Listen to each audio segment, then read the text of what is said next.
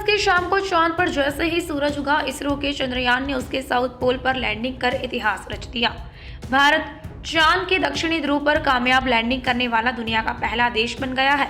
चंद्रयान 3 ने मंगलवार शाम 5:44 पर लैंडिंग प्रोसेस शुरू की। इसके बाद अगले 20 मिनट में चंद्रमा की अंतिम कक्षा से 25 किलोमीटर का सफर पूरा किया। शाम 6:04 पर चंद्रयान 3 के लैंडर ने चांद पर पहला कदम रखा। इसरो के डायरेक्टर एस सोमनाथ ने कहा, अगले 14 दिन हमारे लिए बहुत महत्वपूर्ण है। प्रज्ञान रोवर को बाहर आने में 1 दिन का समय भी लग सकता है।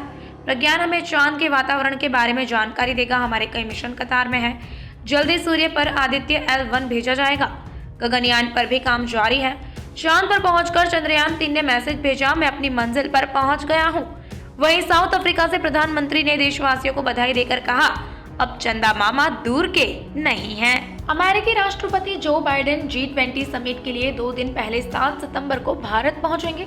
ऐसा पहली बार होगा कि जब कोई अमेरिकी प्रेसिडेंट 4 दिन भारत में रहेगा। G20 समिट 9 और 10 सितंबर को होगा। बाइडेन की यह पहली भारत यात्रा है। खास बात तो यह है कि बाइडेन इंडोनेशिया में होने वाली आसियान समिट में शिरकत नहीं करेंगे, क्योंकि उन्होंने भारत दौरे को ज्यादा तवज्जो दी है। व्हाइट हाउस ने मंगलवार देर रात बताया कि आसियान में बाइडेन की जगह वाइस प्रेसिडेंट कमला हैरिस शिरकत करेंगी। G20 की इस वजह से दिल्ली सरकार ने 8 से 10 सितंबर को पब्लिक हॉलिडे का ऐलान किया है। दरअसल दिल्ली पुलिस ने G20 समिट को लेकर सरकार से पब्लिक हॉलिडे घोषित करने की सिफारिश की थी। इसके बाद दिल्ली सरकार ने यह फैसला, इस दौरान मेट्रो सर्विस जारी रहेगी, ऐसा बताया। हालांकि सुरक्षा को देखते हुए सुप्रीम कोर्ट, खान मार्केट, मंडी हाउस जैसे कुछ मेट्रो स्टेशनों को बंद रखा जा सकता है। वाराणसी में चंद्रयान 3 की सफलता के लिए पूजा पाठ का कार्यक्रम जारी है। यान की लैंडिंग की पूर्व संध्या पर वाराणसी के 80 घाट और दशाश्वमेध घाट पर होने वाली आरती में गंगा मैया से चंद्रयान के सफल लैंडिंग की कामना की गई। 80 घाट की गंगा आरती में 1001 दीपों से चंद्रयान 3 लिखा गया और आरती 5 अर्चकों द्वारा की गई। चंद्रयान 3 की सफलता के लिए महादेव की नगरी काशी में आरती से पूर्व 80 घाट पर महामृत्युंजय मंत्र का जाप किया गया, जिसमें देश विदेश से आए पर्यटक शामिल रहे। सभी के हाथों में चंद्रयान 3 की तस्वीर दिखाई दे रही थी और सभी ने बाबा विश्वनाथ और मां गंगा से प्रार्थना की कि चंद्रयान 3 सफलतापूर्वक चंद्रमा पर लैंड करे। हिमाचल के अधिकांश क्षेत्रों में 24 घंटे से बारिश जारी है। रात के हैवी रेनफॉल के बाद प्रदेश भर में जगह जगह लैंडस्लाइड से चंडीगढ़ शिमला 4 लेन सहित 600 से ज्यादा सड़कें बंद हो गई हैं। शिमला के विजयनगर में पानी घुसने के बाद रात में 2 घरों को खाली कराना पड़ा।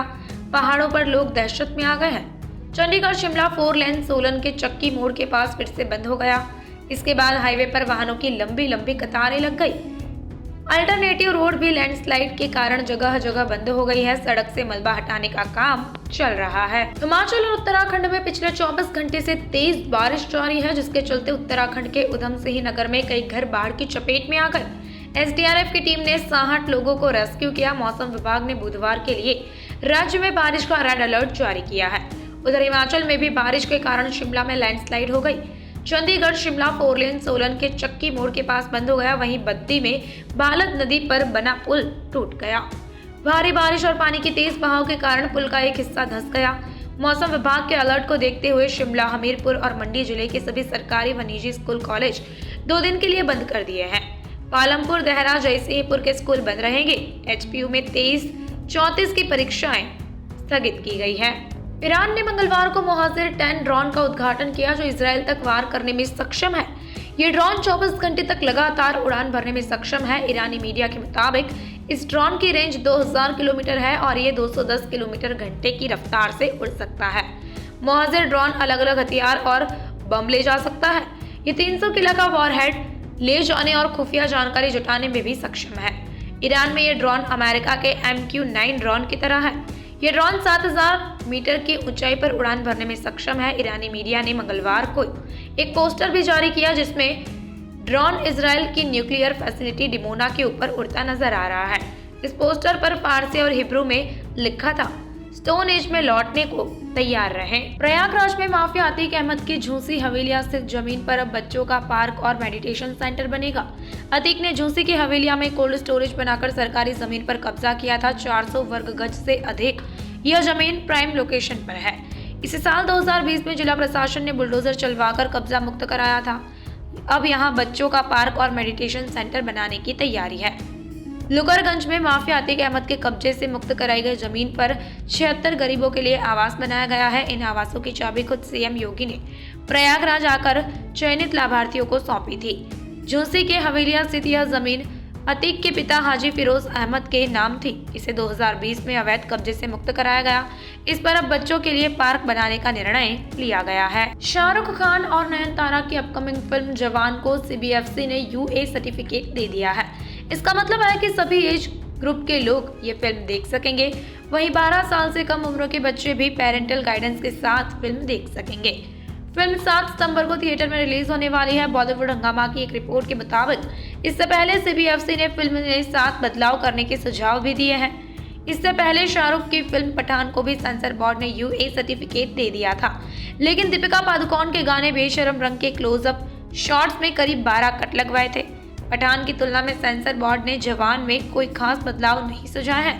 पठान ने वर्ल्ड वाइड करीब 1050 करोड़ रुपए की कमाई की। वहीं डायरेक्टर इटली के फिल्म जवान में शाहरुख खान के साथ लीड रोल में नयनतारा भी दिखाई देंगी।